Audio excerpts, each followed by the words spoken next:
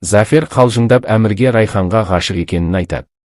Әмір оған аяушылық пен махаббатты шатастырмауын ескертеді. Бұл сөзді Райхан естіп оған ренжіп қалады да, әмірге суық қарай бастайды.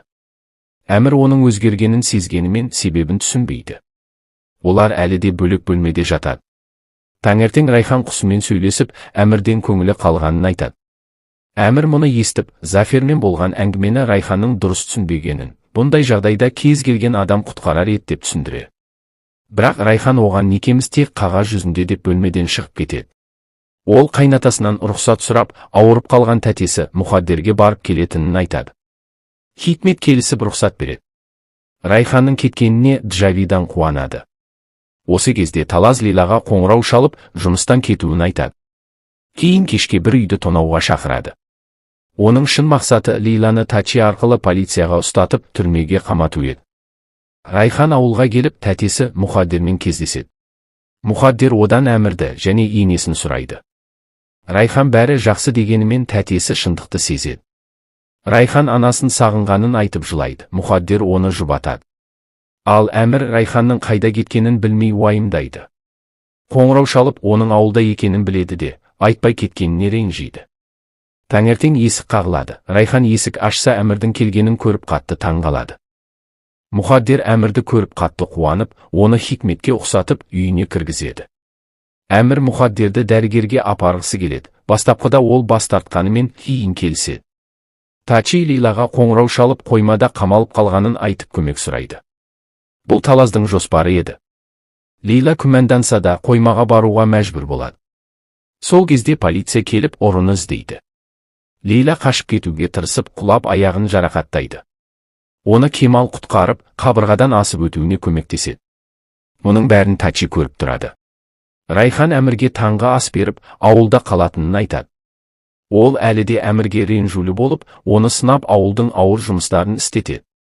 Бірақ әмір бас тартпай, бәрін істеп шығады. Иттің сынған үйшігінде жөндеп береді.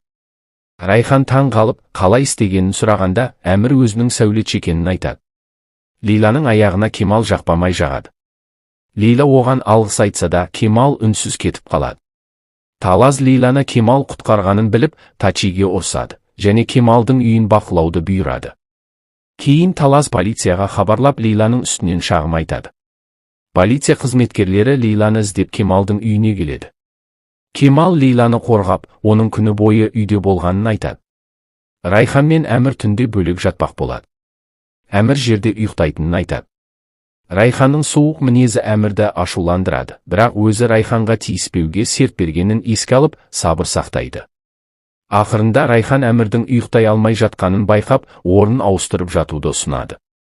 Ал Лила полициядан қорқып, Масалмен қоштасып, үйден кетуге шешім қабылдайды.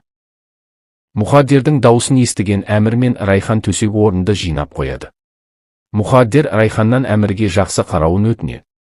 Лила кетпек болғанда, Кемал оны жаңа күтуші табылғанша қалуға көндіреді. Лила келіседі. Әмір мен Райхан бір төсекте жатады, бірақ араларында салқындық сақталады. Таңертең жақын ұйықтап қалғандарын байқайды. Райхан үнсіз кетіп қалады.